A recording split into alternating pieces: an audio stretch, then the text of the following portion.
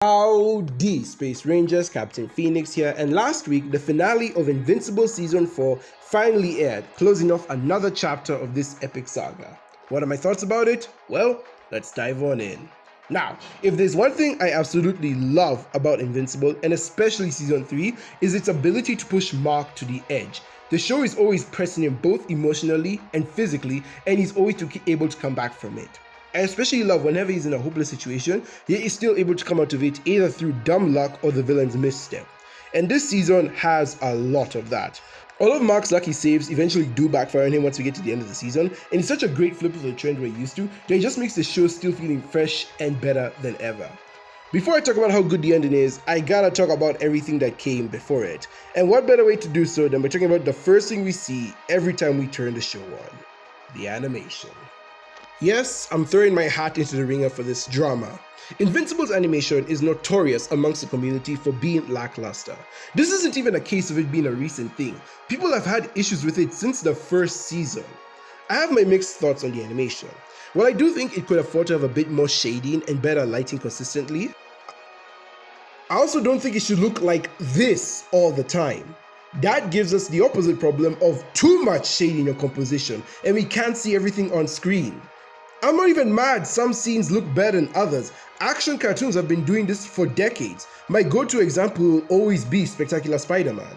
I've seen some people say that they don't like the character designs, or some scenes can feel cheap, yet whenever we get an action scene, and an action scene that locks in, mind you, I don't usually hear any complaints. Spectacular Spiderman knew where to spend its budget, and I'm not annoyed that Invincible is trying to do the same thing. The key word here is try, though, as Invincible does have a celebrity problem. Call me uninformed all you want, but you cannot convince me that a good chunk of this show's budget doesn't go to celebrities. There are way too many celebrities in too many minor roles for this to be justifiable, and this is coming from someone who actually likes A-list celebrities popping up in things I like.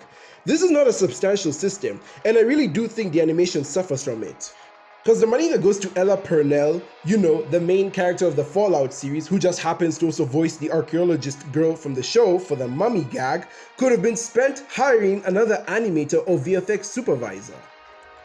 Invincible suffers from being treated like a live-action show instead of an animated one, which sadly kind of makes sense when you remember that Robert Kirkman, the creator of Invincible, also made shows like The Walking Dead. I don't even think the animators need to be given another 6 to 12 months to cook. Just add a couple more chefs in to make things go smoother. We know this show can look good when it wants to be.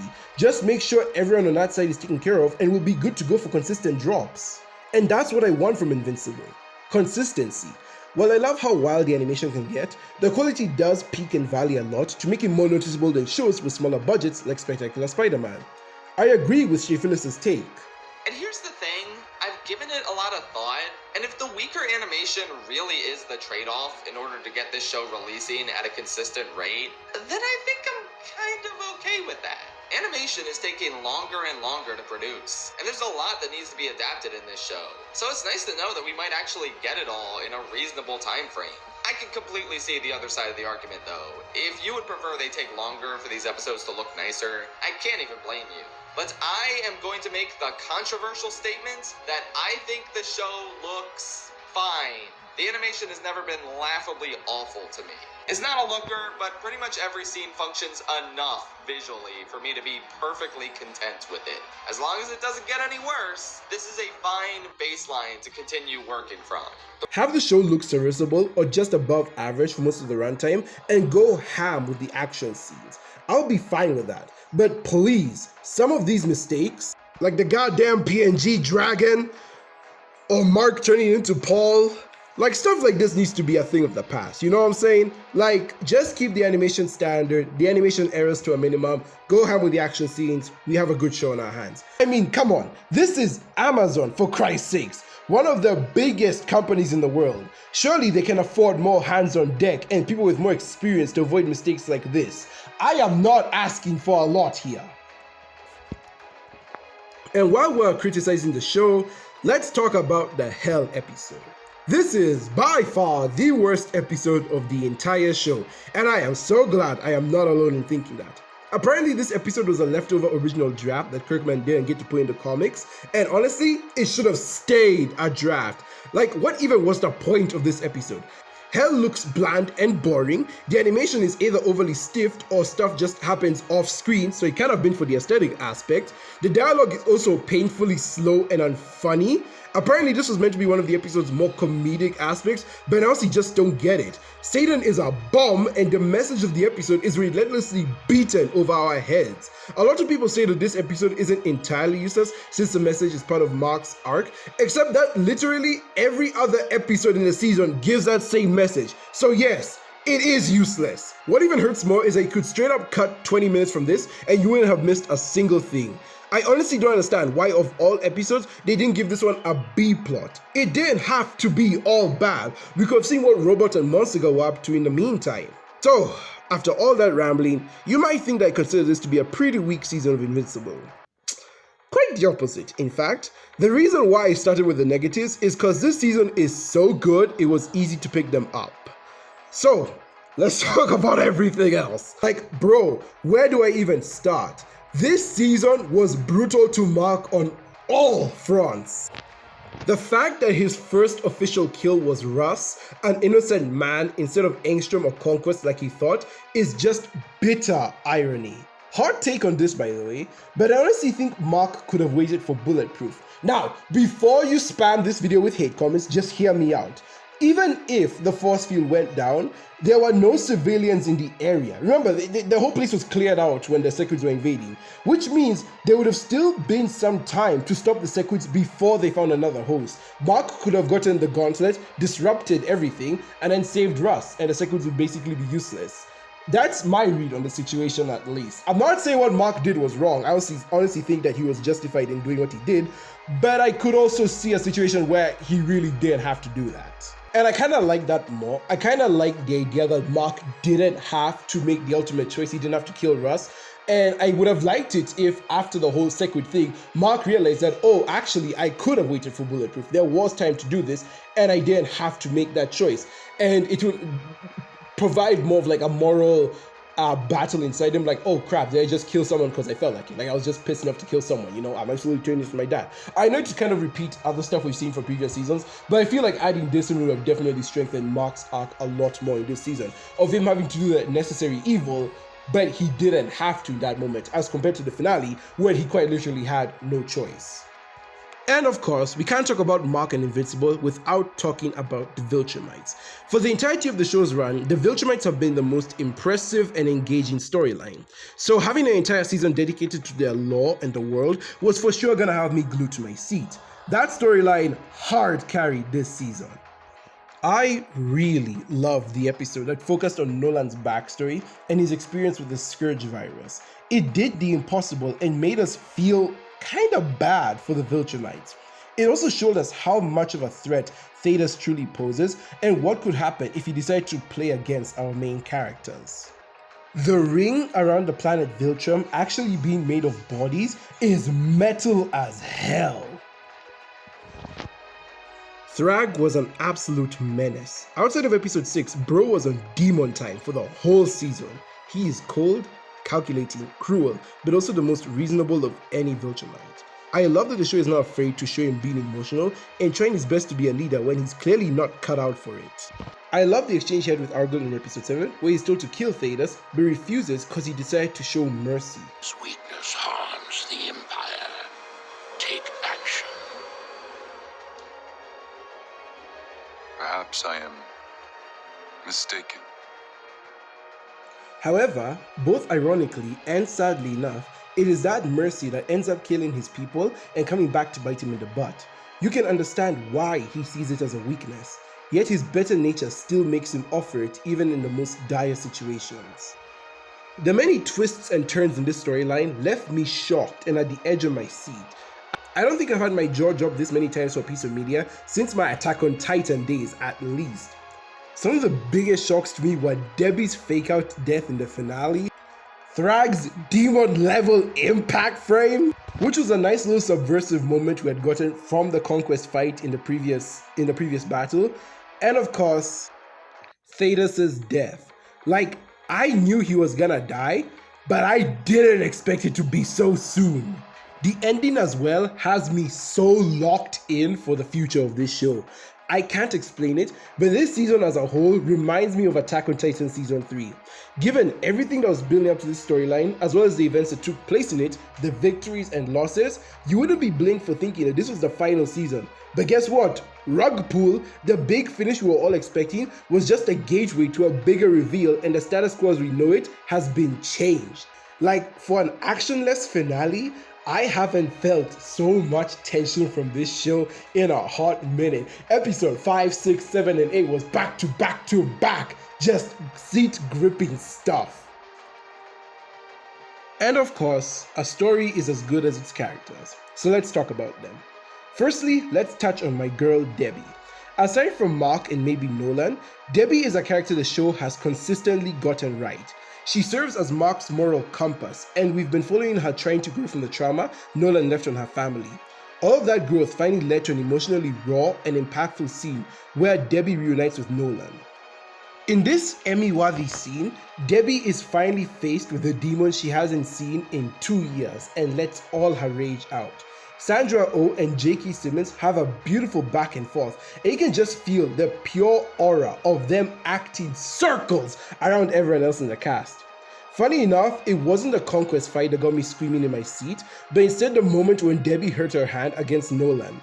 That scream was just raw. I missed you, but you killed the man I loved. You killed him.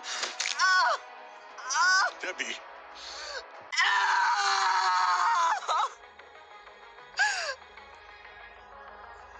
I loved you. We had everything, and now it's all gone.